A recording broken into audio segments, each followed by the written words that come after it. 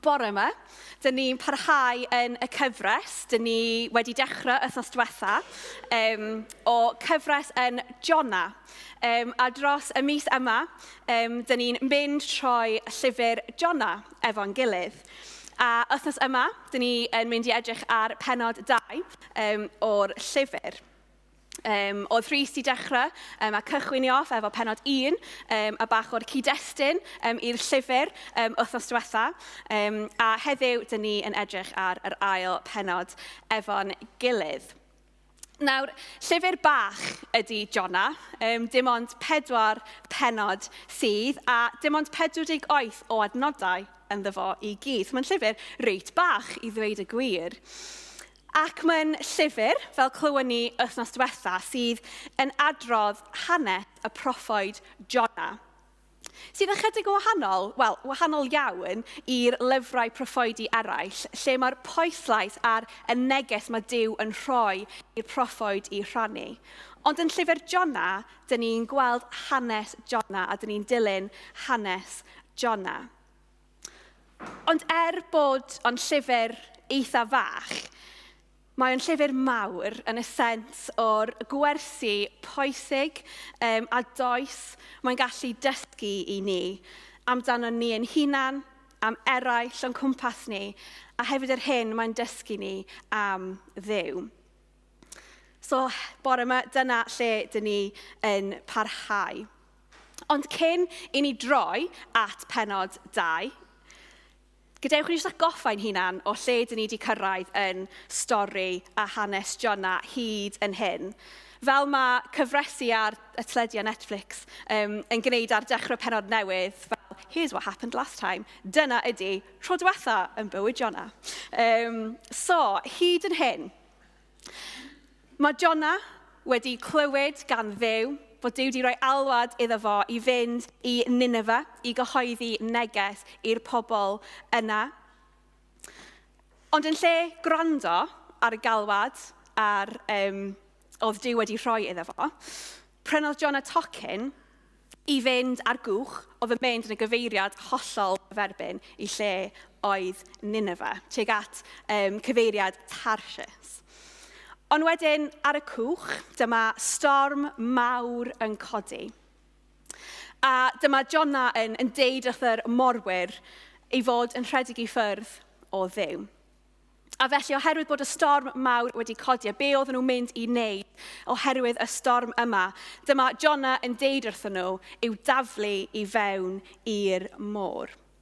I dawelu yr gwynt a'r tonna mawr oedd o gwmpas nhw. A dyna'n union beth mae morwyr yn wneud, yn taflu Jona i fewn i'r dŵr. Ond wrth i Jona cyrraedd y dŵr a dechrau boddi, dyma'r morwyr, paganiaid oedden nhw, yn troi at Dduw a dechrau moli ac addoli Duw. A dyna lle dyn ni yn gorffen efo pennod 1. Y morwyr paganiaid ar y cwch y moli Duw, ond Jona yn suddo yn y dŵr. Ond, fel clywon ni ar diwedd pennod 1, mae Duw yn darparu ar gyfer Jona. Ac mae'n anfon pysgodyn mawr i lyncu Jona.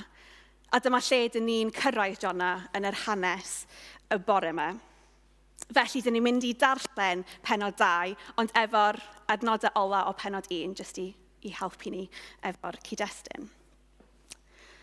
Dyma'r arglwydd yn anfon pysgodyn mawr i lyncu Jona.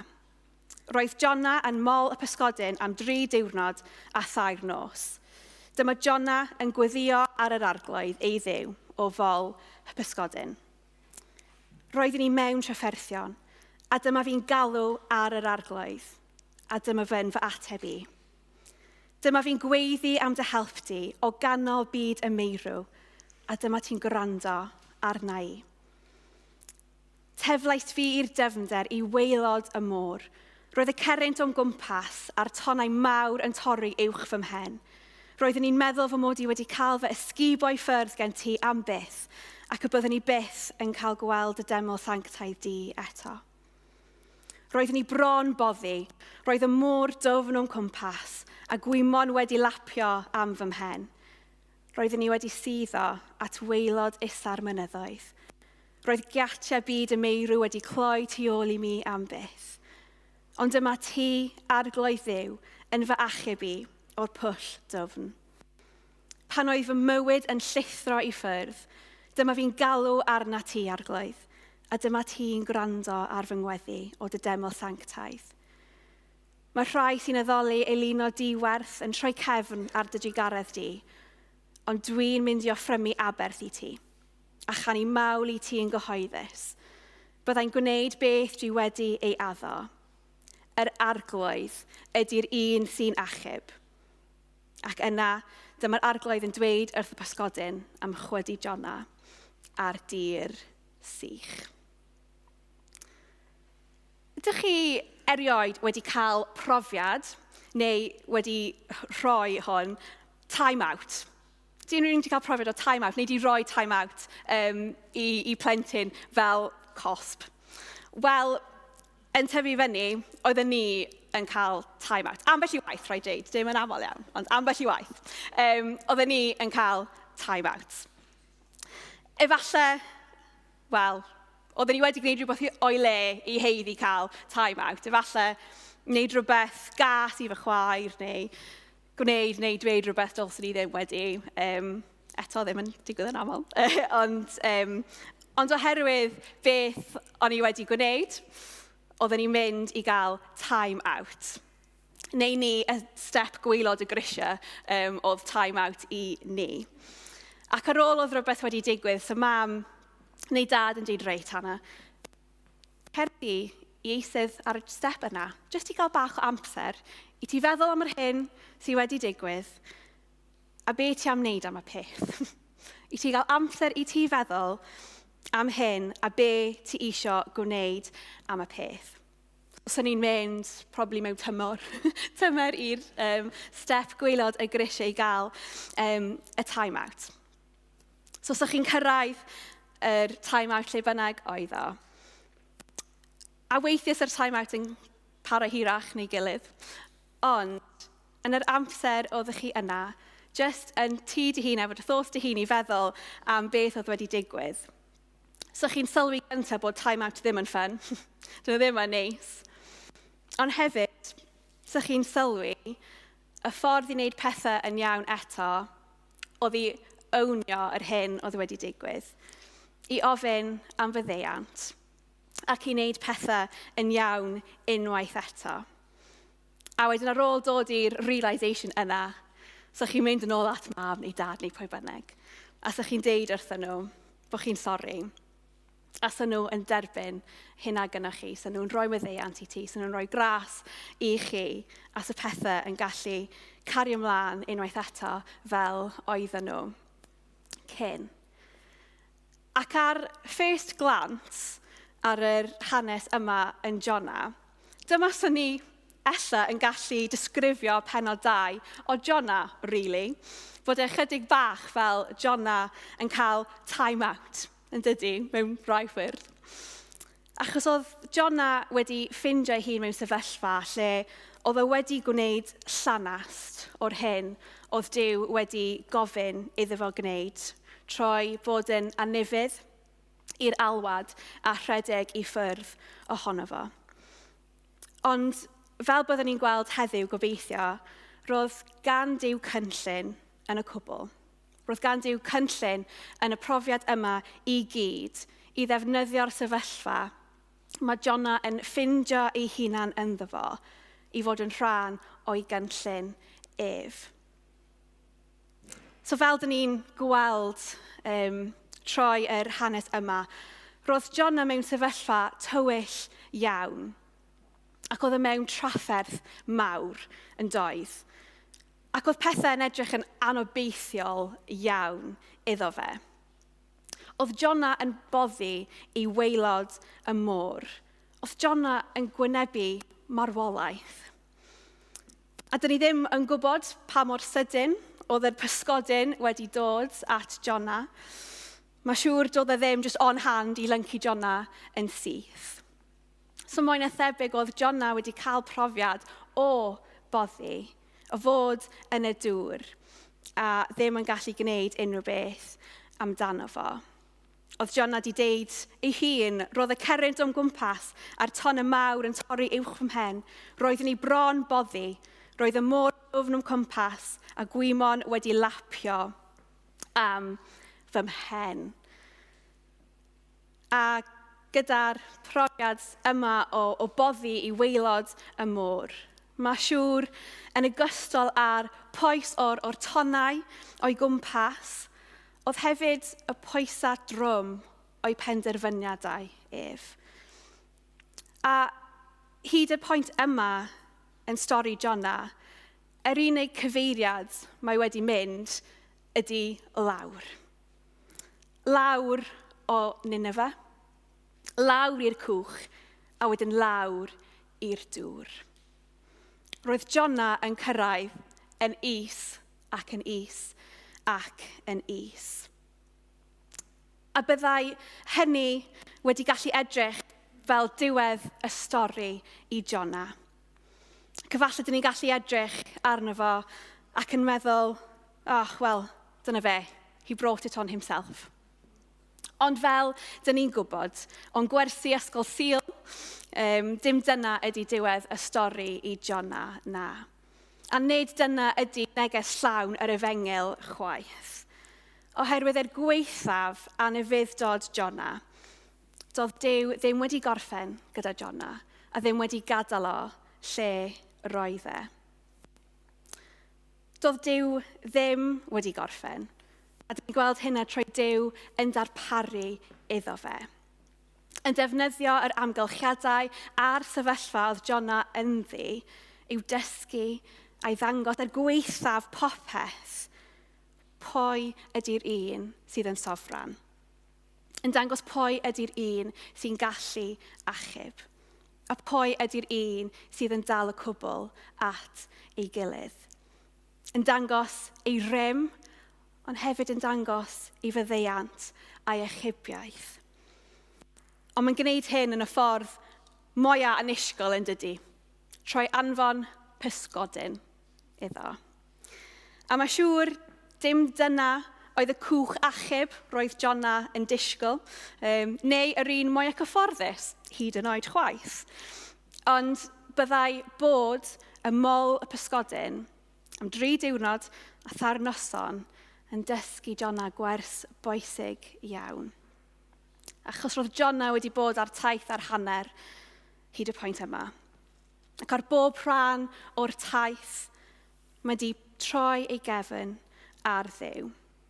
Mae wedi ceisio dilyn ei annibyniaeth ef a'i hunangynhaliaeth ef yn lle dibyniaeth ar Duw, a'r galwad oedd Duw wedi rhoi ar ei fywyd. Ac i'r pwynt lle... a mae'n ceisio dilyn ffordd fo ei hun yn lle ffordd Duw. A dyn ni'n gweld hynny i'r pwynt lle ar y cwch pan oedd y storm yn codi, oedd angen help, oedd angen Duw i ddod i fewn i'r sefyllfa. Ond yn lle troi at Dduw, yn edifeirol ac yn gofyn am faddeuant a help Duw, mae'n gofyn i'r morwyr taflu fo i'r môr. Dyna oedd ymateb Jona i'r sefyllfa. Byddai well i Jona marw na troi at Dduw. Dyna mor bell dyn ni'n gweld oedd e wedi cyrraedd oddi ar Dduw. Ond gyda'r amser yma yn bol y pysgodyn, gyda dim byd mor i'w wneud na meddwl a mynd dros y digwyddiadau diweddar eto ac eto. Dyma Jona yn gorfod gwynebu'r sefyllfa, gwynebu'r reality o'r trafferth mae wedi ffindio ei hun ynddo, a sylwi a mae angen am Dduw, ac yn troi nôl ato fe. A doedd oedd Jona wedi cwmpo'n isel iawn, doedd e ddim yn rhy hoer iddo fe troi yn ôl at Dduw. Felly yng nghanol y tywyllwch a'r dyfnder o'i sefyllfa a reality, dyma beth mae Jona yn gwneud. Mae'n troi at Dduw mewn gweddi.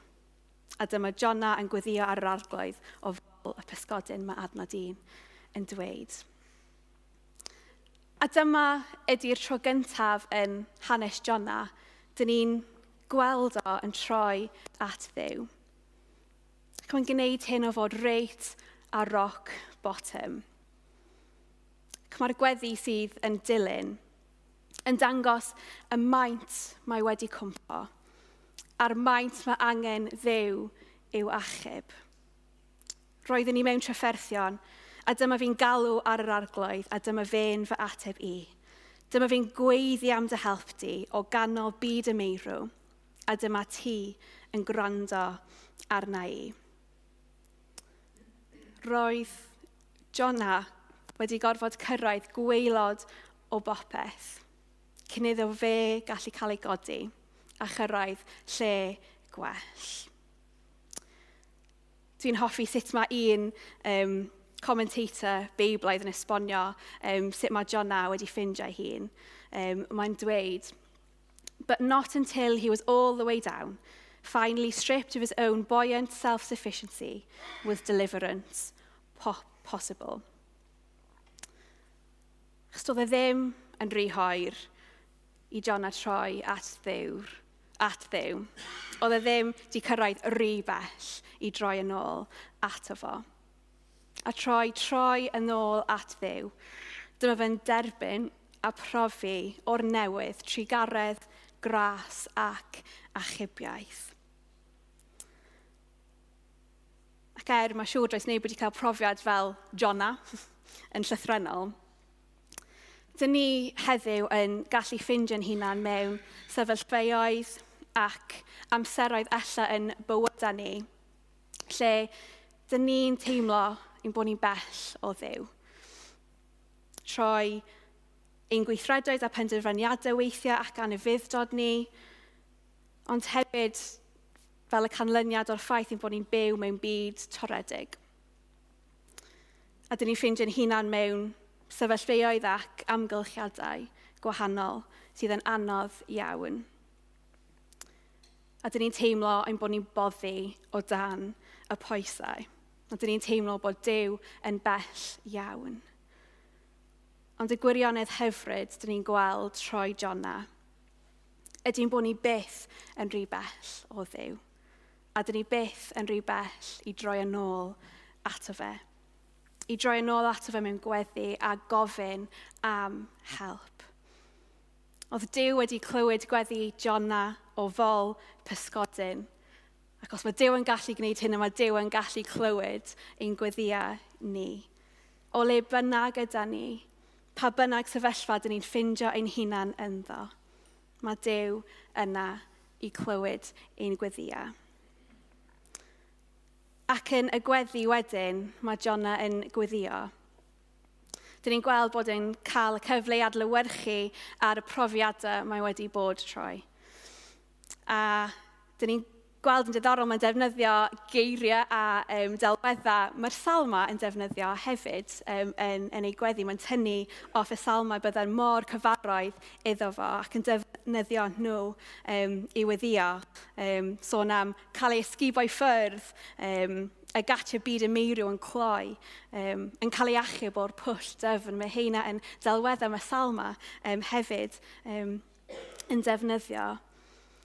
Ond mae'n diddorol iawn fan hyn, achos dydy Jona ddim o rheidroedd yn dangos edifeirwch. Dydy o ddim yn deud, Duw, dwi'n sori. Ond mae yn cydnabod y pellter mae wedi cyrraedd oddi ar Dduw a sylweddoli bod angen help Duw arno fe. Achos dyn ni'n gweld fan hyn bod Duw ydy'r unig un sydd yn gallu achub. Yr unig un sydd yn gallu dangos trigaredd a gras iddo fe. Dwi'n cofio tyfu fyny, oedden ni yn gwrando ar band Cresnogol o'r enw The Newsboys. Dwi'n gwybod os oedd rhai ohonych chi yn. Cwpl ohonych chi.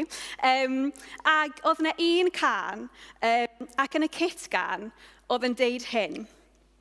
When we don't get what we deserve, that's a real good thing. When we get what we don't deserve, that's a real good thing. Na I deud hynna eto. When we don't get what we deserve, that's a real good thing. When we get what we don't deserve, that's a real good thing. Dwi'n cofio bod yn plentyn a gwrando ar y car yma a bod yn really confused am be oedd yn sôn am. O'n i'n darllen o yn eitha surface level. O'n i ddim yn deall be oedd yn sôn am. Os ydych chi'n heiddi gael holiday a ydych chi ddim yn cael, dwi'n ddim yn dig. O'n i ddim yn deall, o'n i darllen o surface level. Ond, pan dyn ni'n edrych arno fo, be sy'n cael ei ganu fyna ydy trigaredd a gras Duw. Os ni'n edrych ar Jona, ar ôl ei anffyddlondeb a'r Anufudd-dod, y gwir oedd roedd Jona yn heiddi marwolaeth. Achos yn amser y proffwydi, dyna oedd yn digwydd i unrhyw proffwyd oedd yn nifydd i'r galwad yna. Dyna oedd y cosb iddyn nhw. Ond yn lle marwolaeth, dyma ni'n gweld Duw yn achub Jona ohono fo. A dyna ydy trigaredd Duw. A wedyn doedd Jona ddim wir, so chi'n gallu deud, yn heiddi gael algyfle ar ôl popeth oedd e wedi gwneud, ar ôl troi cefn ar Duw gymaint o weithiau. Doedd Jona ddim wir yn heiddi cael ail cyfle, ond dyma Duw yn rhoi iddo, a dyna ydy gras Duw. Ac i ni heddiw, mae'r un peth. Dyn ni weithiau yn gallu bod fel Jona yn dydyn, os dwi'n onest amdano fi fy hun. Mae gynnon ni yn natur pechadurus, amdano ni a'r tuedd i fynd yn ffordd ni yn hunan, a wneud pethau yn ein nerth ni yn hunan, yn ffordd ni yn hunan. Felly, fel mae'r Beibl yn deud yn ni'n heiddi cael yn gwahanu oddi wrth Duw. Ond, a mae'n ond bwysig iawn, oedd Duw yn caru ni gormod i'n gadael ni yn y lle yna. Felly, yn ei drigaredd ef, anfonodd Iesu i fewn i'r byd, i gymryd y gosb oedd yn ni'n ei heiddi, ac yn cymryd hynna arno fe ei hun, mwyn i ni allu nabod Duw, a peidio cael ein gwahanu oddi wrtho fe. A dyna ydy'r gwirionedd a gobaith yr efengil sydd i bob un ohono ni. Troi trigaredd a gras Duw ein methiant ni, ein anffyddlondeb ni. Mae Duw yn trigarog, a mae Duw yn graslon tuag at pob un ohono ni. A mae'n diddorol hefyd fan hyn, achos roedd rhan o problem Jona oedd yn meddwl bod yna rhai pobl o ddim yn heiddi hyn, ddim yn heiddi trigaredd a gras Duw. Dyna pam nath o ddim mynd i Nineve yn y lle gyntaf. Ond dim dyna ydy'r gwir bod trigaredd a gras Duw just ar gyfer rai pobl penodol. Achos mae trigaredd a gras Duw ar gael i bawb. Dyn ni wedi clywed yn barod yn dydan troi'r morwyr ar y cwch bod trigaredd a gras Duw ar gael i bawb. Ac wrth edrych ar gweddi Jona, mae chydig bach fel dydy Jona ddim cweit yn deall hyn yn gyfan eto. Achos mae'n deud ar diwedd, mae rhai sy'n addoli ei lunoedd diwerth yn troi cefn ar dy drigaredd di. Ond dyn ni'n gweld eto trwy'r morwyr bod Duw yn dangos trigaredd i bawb. Mae Duw yn caru ei bobl gormod i gadael nhw lle mae nhw. A mae sylweddoli am ein hangen am Dduw yn gallu bod weithiau yn rhywbeth sydd yn poenus ac yn gallu bod yn rhywbeth anodd i ni fel i Jona. Achos mae'n gallu dangos i ni y reality o'n methiant ni a'r natur dynol ni.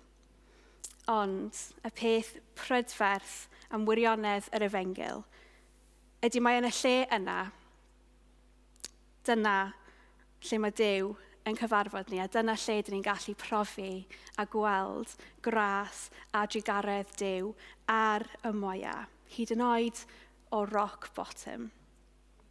Fel mae Timothy Keller yn ei roi o, the usual place to learn the greatest secret of God's grace is at the bottom. Ac ar ôl i Jona profi a gweld trugaredd a gras Duw, dyma fe'n gorffen ei weddi troi ddatgan, ond dwi'n mynd i orffrymu aberth i ti, a chanu mawl i ti yn gyhoeddus, bydda i'n gwneud beth dwi wedi addo. Yr arglwydd ydy'r un sy'n achub. Achos dim ond Duw oedd yn gallu achub. Dim ond Duw oedd yn gallu achub Jona. A dim ond Duw. Oedd Jona wedi trio wneud pethau ei hunan, ond oedd yn methu achub ei hunan o lle oedd e wedi ffindio ein hunan ynddo. Roedd achubiaeth yn dod gan Dduw. Fe ydy'r un sy'n achub, mae actau yn dweud. Does neb arall yn unman sydd yn gallu achub pobl. Dwi ddim yn gwybod amdano chi, ond pan mae rhywbeth yn digwydd neu rhywbeth yn mynd o'i le, fy ateb i 9 times out of 10 ydy trio trysio'r peth fy hun. A trio gwneud hynna, ddim o hyd yn gweithio allan. A fel arfer mae'n gwneud pethau'n waith pan dyn ni'n trio wneud o yn nerth yn hunan. Chos dyn ni fel pobl efo'r tueddiad i drio trysio pethau trwy nerth ni yn hunan, neu troi at pethau eraill i trio helpu y sefyllfa ni beth bynnag ydio. Ond troi Jona dyn ni'n gweld bod gwir achubiaeth dim ond yn dod gan Dduw. Roedd Duw wedi clywed Jona yn galw arno fe, wedi ei achub allan o'i drafferthion, wedi dangos trugaredd a gras tuag ato fe. Oherwydd roedd gan Duw galwad ar Jona, ac roedd ganddo cynllun ar gyfer Jona, roedd ganddo cynllun ar gyfer pobl Nineve, ac oedd y gwaith ddim wedi gorffen. Felly ar ôl i Jona cael yr amser yma ym mol y pysgodyn, sut mae Duw yn ymateb? Wel, dyn ni'n clywed yn adnod 10. Yna, dyma'r arglwydd yn dweud wrth pysgodyn am chwydu Jona ar dir sych. Roedd y time-out yn mol pysgodyn wedi gorffen. Roedd yr amser oedd Jona wedi cael i droi at Duw, i adlewyrchu ar ei brofiadau a'i sefyllfa. Oedd e wedi dangos i Jona beth oedd angen iddo fe gweld, sylweddoli a profi o Dduw. Felly roedd gan Duw dal y galwad arno fe, a'r cynllun i weithio allan troeddo fe. A roedd Duw wedi defnyddio y profiadau yma yn yr hanes i Jona i ddangos mwy ohono fo iddo fe, mwy o'i gymeriad a'i fwriadau iddo fe. A byddai Jona ddim yn cael ei chwydu ar y dir sych a wedyn y fo oedd yn mynd i wneud popeth yn iawn o'r munud yna. Fel byddwn ni'n gweld dros y pythefnos nesaf, so Jona yn cael ail gyfle ar ôl ail gyfle. Ond, fel byddwn ni'n gweld, roedd Duw dal i weithio ynddo fe a troeddo fe. I weithio allan ei ewyllus ef yn bywyd Jona a bywyd pobl Nineve.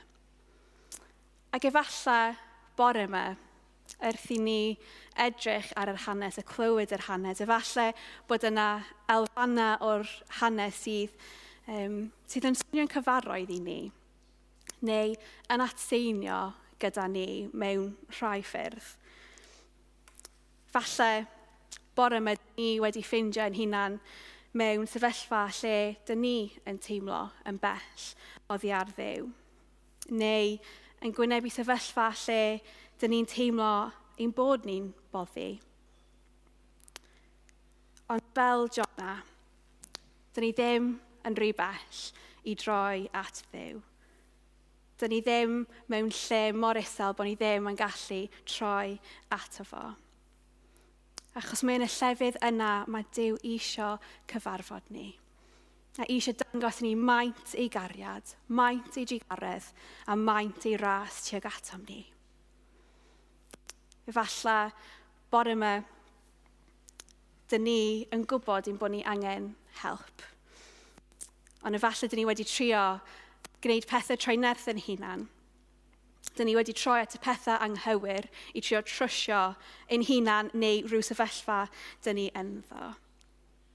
A bore yma, dyn ni angen cael yn atgoffa bod Duw ydy'r un sydd yn achub. Neb arall, ond Duw. Roedd Jona a'r proffwydi eraill yn byw dan cysgod marwolaeth, ond yn gyhoeddi am un byddai'n dod i achub. Ond i ni heddiw, dyn ni'n byw wedi'r un daeth i fewn i'r byd i achub. Dyn ni'n byw wedi'r groes, wedi Iesu marw dros pob un ohono ni. Ac oherwydd hynny, mae gan Duw cynllun a galwad ar gyfer pob un ohono ni. Un methiant ydy Duw ddim wedi stopio gweithio ynom ni a thrwyddo ni. Roedd Jona wedi cael sawl ail gyfle, a bydde rhaid iddo fe mynd yn ôl at Dduw a gofyn am help, am buddiant ac achubiaeth. A bydd yr un peth i ni. Achos mae cael ein achub yn rhywbeth sydd yn digwydd yn parhaus, trwy gydol ein bywydau ni, trwy gydol ein taith ni efo Iesu. Ond trwy gwneud hynny, byddwn ni'n gweld a profi y Duw sydd yn Duw llawn trigaredd, llawn gras, a Jona yn dewis ni i fod yn rhan o'i gynllun ac ewyllus ef. Amen. Cyn fod yr band yn dod i fyny, i ni canu orffen, dyn ni jyst yn mynd i troi fel Jona at Dduw mewn gweddi, so dewch ni cymryd y munud nesaf i droi at Dduw.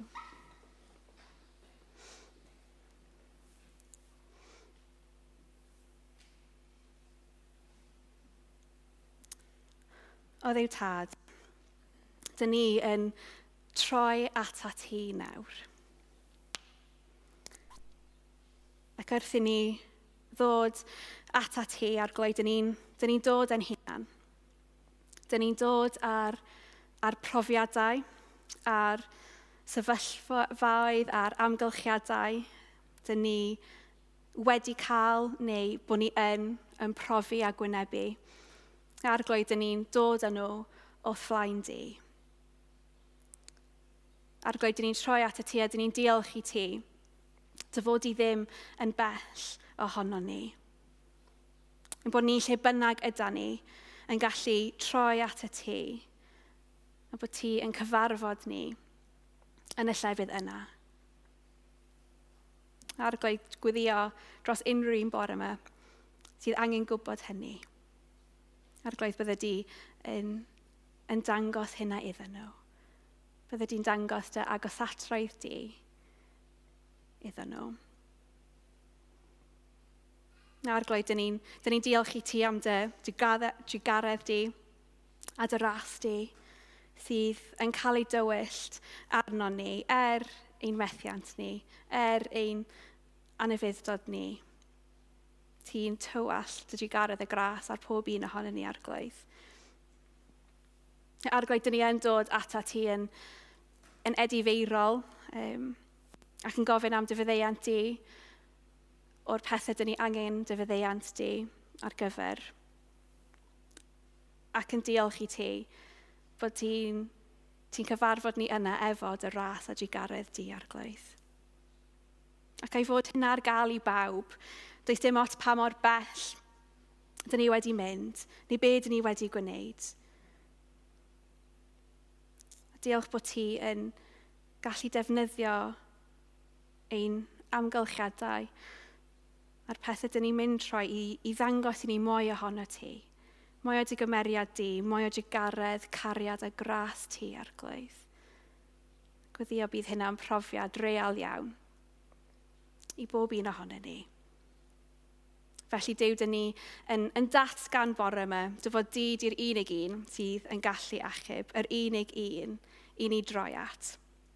Arglwydd, dyn ni'n datgan dy sofraniaeth di dros ein bywydau, dros ein amgylchiadau ni, ac yn deud fel Jona, dy fod di ydy'r unig un sydd yn gallu achub. Dyn ni'n gweddio hyn oll yn dy enw di. Amen.